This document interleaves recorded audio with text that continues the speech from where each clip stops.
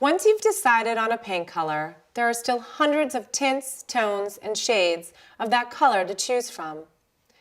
It can be hard to decide by looking at paint chips.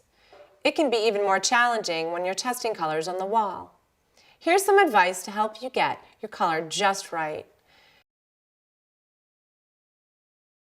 Sometimes a color looks great on the chip in the store, but not so much when you get home. Before you choose colors to test, it helps to understand why colors can appear different and what to look for. Paint is available in a range of matte to glossy finishes. The glossier it is, the more it reflects the light. This bouncing of color makes it appear a touch more vibrant.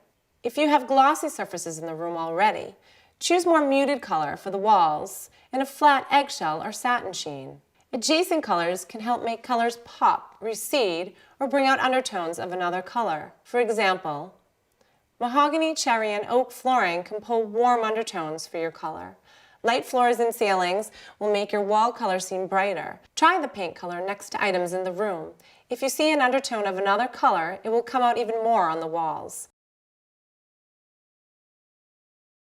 In a large room, color seems brighter because there's just more of it. In a smaller room, it's more vivid because the color bounces around. This doesn't mean you should stay away from deep colors. Actually, with the higher ceilings, you can go with bolder, deeper colors without feeling closed in, no matter how big the room is. What it does mean is that a safer choice for your all-over color is the grayer version, as opposed to a brighter or more intense shade of it. Lighting also affects a color's appearance. Rooms that face east or south can get the most natural light, which has a warmer color temperature.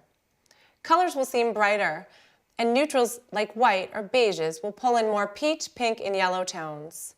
In northern or western-facing rooms, the color temperature of the light runs cooler. Tones of blue and green will come through more prominently. When daylight fades, color changes even more as you turn on the lights. Before you decide on a color, test your colors in the room you're painting to see if you like them in that room's light. The quickest way to tell which color is just right is to bring home sample sizes of your paint colors to test out in the room. Paint 2 coats on the wall or on a large foam poster board you can move around. True color won't come through from a single coat of paint. Make sure the test swatch is big, at least 2 by 2 feet.